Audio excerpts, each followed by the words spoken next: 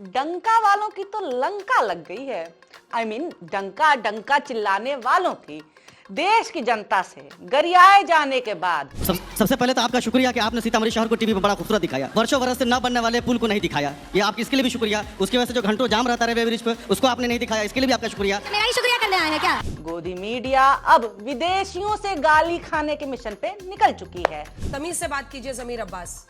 अलग अलग एंकरों की परफॉर्मेंस देखने के बाद कैसे गलत बात कर रहे हैं आप मिसलीड कर रहे हैं। ये पाया गया कि सबसे तेज आज तक छरछराहट बचाने में भी सबसे तेज रहा। प्रमाण दो मुझे आज। सच को झूठ और झूठ को सच में बदलने वाले एंकर्स अब जेंडर भी बदलने का काम कर रहे हैं। ठीक से देखिएगा, एक एक फ्रेम को गौर से देखिएगा, क्योंकि इस वीडियो से जुड़े सवालों का जवाब आपके लिए जानना बहुत जरूरी है। व्यंग नहीं है, ना ही फेंक रही हूं मैं। वीडियो पूरा देखेंगे तो पता चल जाएगा। तो चलिए शुरू करते हैं टीआर फोबिया का नया एपिसोड, क्योंकि भैया डर का माहौल है। नमस्कार, मेरा नाम है निवेदिता शांडिल्य और आप देख रहे हैं मॉलिटिक्स। हल्ला बोल, यही काम है अंजना जी का, खाली हल्ला करना, पर ये शो का भी नाम है। अभी कुछ ही दिन पहले इनका सारा इतिहास और विदेशी ज्ञान लोगों ने देखा था, लेकिन इनका क्या है, इनको तो बस व्हाट्सएप का फॉरवर्ड पढ़ना होता है। ये मैं नहीं कह रही हूँ, इनके ज्ञान के बारे में तो लोगों को पहले से पता है, लेकिन अब ये सारी बातें इनके ही हल्ला बोल शो में जा करके इनके ही मुंह पे विदेशी बोल दे रहे हैं। तो फिर काहे का सिस्टम? बेटे को चुन लिया, सिंपल है। ये आपको किसने व्हाट्सएप पे भेजा था कि वो आयतुल्ला नहीं है? फिर क्या था, बौखला गई अंजना कि इसे कैसे पता चला। मामला इतने पर ही नहीं रुका है, लगी तमीज सिखाने। किसी ने व्हाट्सएप पर नहीं भेजा, एक तो तमीज से बात कीजिए, ठीक है? तमीज से बात कीजिए जमीर अब्बास। जिसके बाद एक बार फिर तुरंत ही इनको भी तमीज मिल गई। नहीं, मैं तमीज से ही आपसे बात कर रहा हूँ। मैं ये एक्सपेक्ट करता हूँ कि एक नेशनल टीवी पे एक रिपोर्टर जब कोई बात को पेश कर रही है तो उसका सोर्स भी पेश करे। वैसे सच बोलना बदतमीजी कब से हो गया है? खैर, बात तो सही ही है ना कि जब सबसे तेज होने का दावा कर रहे हो और वो भी हल्ला बोल बोल करके, तो इतना ख्याल तो रखना ही पड़ेगा। क्योंकि अभी कुछ ही दिन पहले ये 40 साल की घटना को ब्रेकिंग न्यूज बता के चला रही थी, तेहरान में एम्बेसी खुलवा रही थी, और इसमें भी बिना जाने समझे इतनी निराधार बात को भी इतना सीरियसली बता रही थी कि लग रहा था कि इनको 4-6 देशों का डिप्लोमेटिक अनुभव तो पक्का मिला हुआ है। एक फनी बात आपको बताती हूं मैं।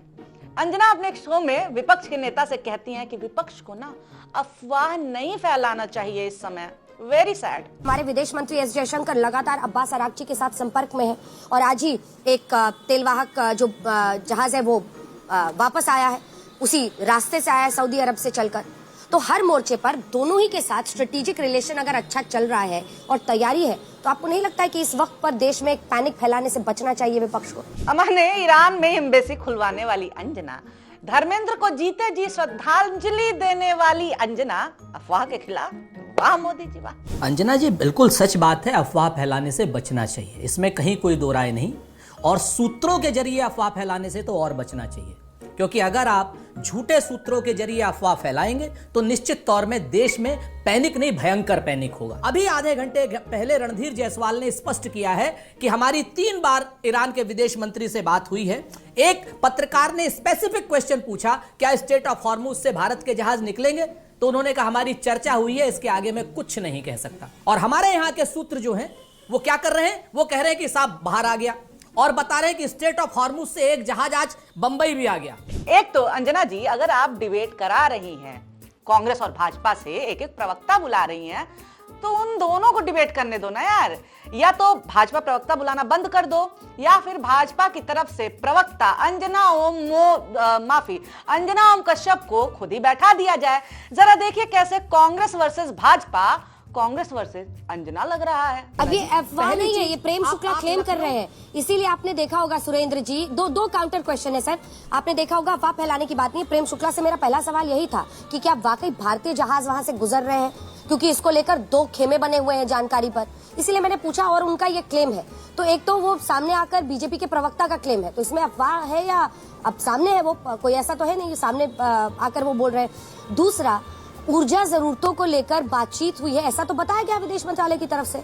इसमें क्या दिक्कत है? ऊर्जा जरूरतों पर बात हुई है, ये तो ऑफिशियली बताया गया है। मोहतरमा को सच बताना पैनिक लग रहा है, पैनिक फैलाना। ये क्या है? बहन जी ये क्या है? जनता को ही विपक्ष मान बैठे हो क्या तुम लोग? मानना पड़ेगा, वैसे टैलेंट तो है। कितना मुश्किल है ये करना कि तुम बस एक सांस तो छोड़ो, हम उसे आंधी ना बना दें तो कहना। तुम बस एक पत्थर उठा लो, हम उसे पर्वत ना बना दें तो कहना। हाँ, तो मामला ये था कि सरकार लगातार ईरान के साथ संपर्क बनाए हुए है कि किसी भी तरह से भारतीय शिप्स को, जहाजों को नुकसान ना पहुंचे और एक सेफ रास्ता मिल पाए, क्योंकि देश में तेल और गैस की कमी की वजह से लोगों को दिक्कतों का सामना करना पड़ रहा है। बात हुई नहीं कि नाथ के नाथ पनाते के टेंगा लेजर आई जयशंकर चलने लगे हर जगह। विपक्ष को अफवाह ना फैलाने की सलाह देने वाली अंजना का चैनल अफवाह उड़ाने में सबसे तेज निकला, लगा चलाने फर्जी भौकाल। विदेश मंत्री जयशंकर और ईरान के विदेश मंत्री से बातचीत के बाद भारतीय जहाजों को होर्मुज रूट से गुजरने के लिए हरी झंडी मिल गई है। अब इसके बाद रॉयटर्स, सबसे तेज नहीं मगर रिलायबल संस्थान, उसने बोला झुट्टे लोग हैं ये। अभी इस चोट से उभर ही रहे थे कि अपनों ने भी चोट दे दिया। खुद सरकारी बयान आ गया कि ऐसा कुछ नहीं हुआ है। सरकार का भी यही कहना है कुल मिला के कि अभी इस बारे में बात हुई है, बाकी का कुछ भी अभी सरकार ने क्लियर जवाब नहीं दिया है। पिछले कुछ दिनों में विदेश मंत्री और ईरान के विदेश मंत्री के बीच 3 बार बातचीत हुई है। अंतिम बातचीत में शिपिंग की सुरक्षा और भारत की ऊर्जा सुरक्षा से जुड़े मुद्दों पर चर्चा की गई। इसके अलावा अभी मेरे लिए कुछ भी कहना जल्दबाजी होगा। पराये लोगों से क्या शिकायत, घाव तो अपनों के ज्यादा चुभते हैं। श्रीमंत ने तो इनसे इनका गुरूर ही छीन लिया। अब मैंने बातचीत को इतनी बड़ी बात बना दी है ये ऐसे कि जैसे किसी पगलाए आशिक को लड़की देखकर मुस्कुरा दे तो वो सीधे बच्चों के नामकरण की सोचने लगता है। मुझे बड़ी फिक्र हो रही है, क्या हो गया मेरे भैया? और मुझे बच्चों की फिक्र हो रही है अपने। भाई तेरी स्टोरी ही तो लाइक मारी है स्लोनिया ने। इनकी इस पूरी नौटंकी का कारण तो यही है कि मोदी जी की विदेश नीति सीधे सीधे तौर पर फेल होती हुई दिख रही है। विदेश नीति में अब बस नीति ही नहीं रही है, बस विदेश रह गया है, जो कि खूब जाते भी रहते हैं ये। तभी तो मीडिया को ऐसे सूत्रों से काम चलाना पड़ रहा है और देश को ये ऐसे संकट काल में गुमराह करने में ज्यादा इंटरेस्टेड है। सच यहाँ का मीडिया नहीं बताएगा तो कहीं ना कहीं का तो बताएगा ही, क्योंकि इतना पागलपन किसी वन साइडेड लवर में ही हो सकता है या फिर मंथली पैकेज में, जो कि इन लोगों की जीविका का आधार है।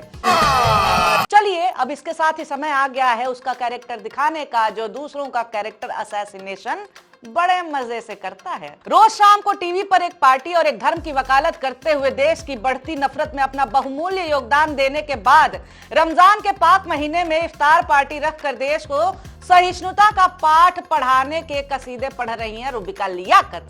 अब अपना ये सारा रायता ये ट्विटर पे फैला रही हैं तो भाई लोगों की अपने अपने हिसाब से प्रतिक्रियाएं भी आ रही हैं। भाई ओपन प्लेटफॉर्म है वो। इनका ये मनभावन ट्वीट देखिए, यहाँ तो दुआ दे रही हैं। अरे एक हिंदू ने बड़ाई की है इनकी।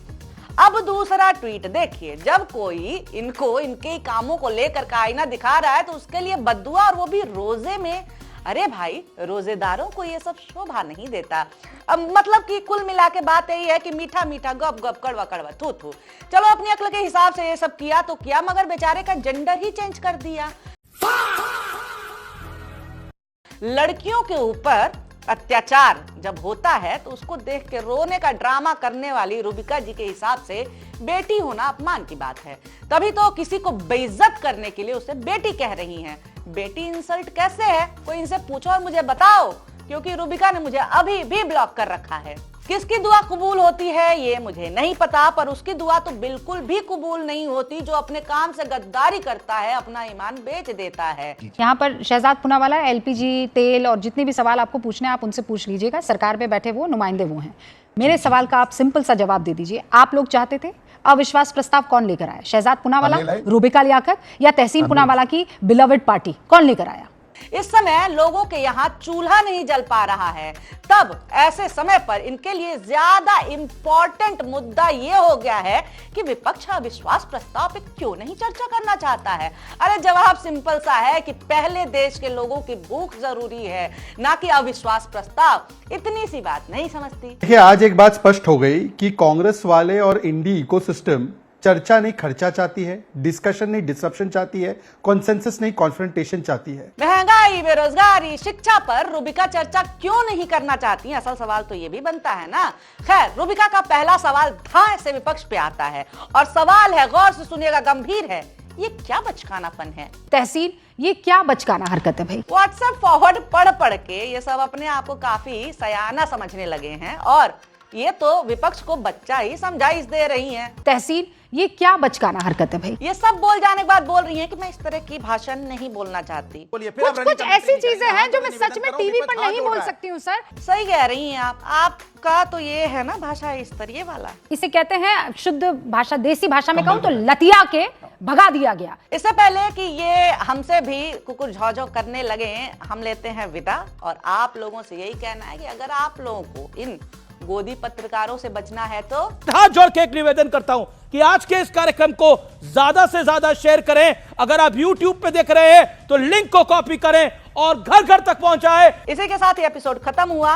लाइक जरूर करिएगा, देख लिया है तो कमेंट करिए, राय दीजिए। इन लोगों की बातों पे आपकी बातें क्या है ये भी बता दीजिए। बहुत शुक्रिया वीडियो देखने के लिए, बहुत धन्यवाद।